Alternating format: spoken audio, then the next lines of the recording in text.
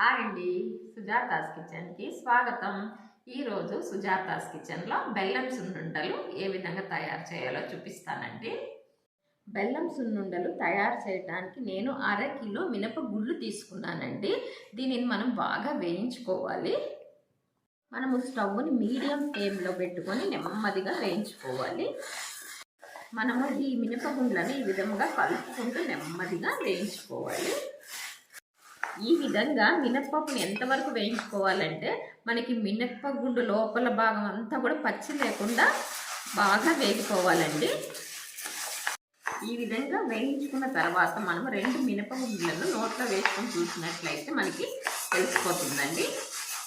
పప్పు బాగా వేగిపోయిందండి. నేను స్టవ్ ఆఫ్ చేసేస్తున్నాను. ఈ పప్పుని మనము ఎంత నిదానంగా ఎంత దోరగా వేయించుకుంటే మనకి సున్నుండలు అంత టేస్టీగా ఉంటాయండి. ఇప్పుడు నేను దీనిలోనికి 200 గ్రాముల పొట్టు మినపప్పు వేసుకున్నానండి. దీన్ని కూడా మనం బాగా దోరగా వేయించుకోవాలి.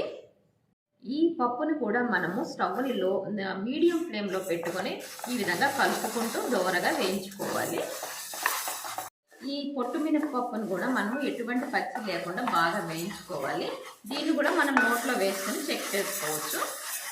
ఇప్పుడు ముందుగా వేయించుకున్న గుండు పప్పును కూడా ఇందులో వేసి నేను ఒక 5 నిమిషాలు వేయిస్తున్నాను. ఇప్పుడు నేను ఒక పెద్ద స్పూన్ తోటి 2 స్పూన్ల శనగపప్పు తీసుకుంటున్నాను. 2 స్పూన్ల బియ్యం వేస్తున్నాను. ఈ బియ్యం వేయటం వలన మనకి సున్నుండలు తినేటప్పుడు నోటికి అంటుకోకుండా ఉంటుంది. పప్పు వేయడం వల్ల ఏంటంటే మనకి సున్నుండల యొక్క టేస్ట్ బాగా పెరుగుతుంది. వీటిని కూడా నేను దీనిలో వేసేస్తున్నాను.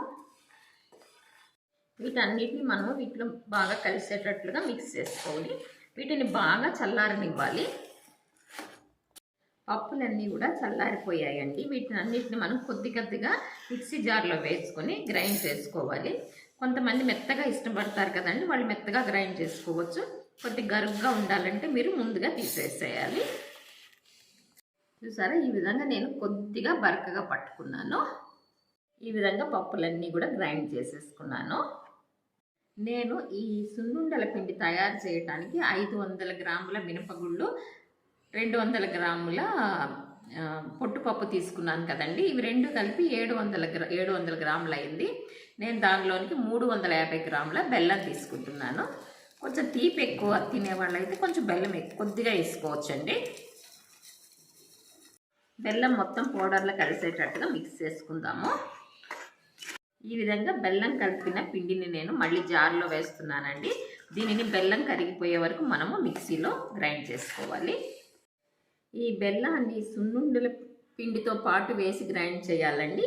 మనం బెల్లం ఒకటి పొడి చేసుకోకూడదు. ఆ విధంగా అయినట్టయితే బెల్లము ముద్దలాగా తయారైపోతుంది. ఈ విధంగా గ్రైండ్ చేసుకున్న తర్వాత బెల్లం అంతా కూడా సమానంగా పట్టేటట్లుగా పిండిని మనం బాగా మిక్స్ చేసుకోవాలి. ఈ విధంగా పిండి రెడీ అయిన తర్వాత మీరు ఒకసారి తీపి చూసుకుని అవసరమైతే మళ్ళీ కొంచెం బెల్లం కలుపుకోవచ్చును. మేము ఈ విధంగా తయారు చేసుకున్న సున్నుండల పిండిని ఒక డబ్బాలో భద్రపరుచుకుంటామండి. మాకు ఎప్పుడు అవసరమైతే అప్పుడు నెయ్యి వేడి చేసి ఈ సున్నుండలు కలుపుకుంటాము. అవి ఎలా కలపాలో చూపిస్తానండి. సున్నుండలు తయారు చేయడానికి నేను నెయ్యి వేడి చేస్తున్నానండి. ఈ నెయ్యి బాగా వేడెక్కాలి. ఇప్పుడు సున్నుండలు తయారు చేయడానికి నేను కొద్దిగా సున్నుండల పిండి తీసుకున్నాను.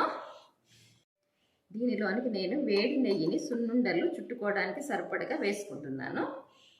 నెయ్యి వేసిన తర్వాత మనం పిండిని ఈ విధంగా కలుపుకుంటూ ఉండాలి.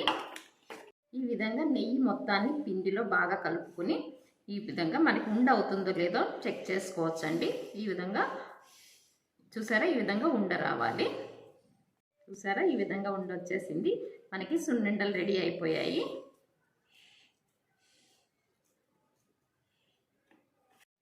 చూసారా, ఎంతో టేస్టీగా బెల్లం సున్నుండలు రెడీ అయిపోయాయి. ఈ విధంగా వేడిగా చేసుకుని తింటే చాలా బాగుంటాయండి. మీ ఇంటికి అతిథులు కానీ ఫ్రెండ్స్ కానీ వచ్చినప్పుడు ఈ విధంగా అప్పటికప్పుడు చేసి పెడితే వాళ్ళు చాలా బాగా ఎంజాయ్ చేస్తారు. ఈ బెల్లం సున్నుండల్ని మీరు కూడా తయారు చేయండి, రుచి చూడండి. నా ఛానల్ని సబ్స్క్రైబ్ చేసుకోండి, నా ఛానల్ని లైక్ చేయండి. Thank you.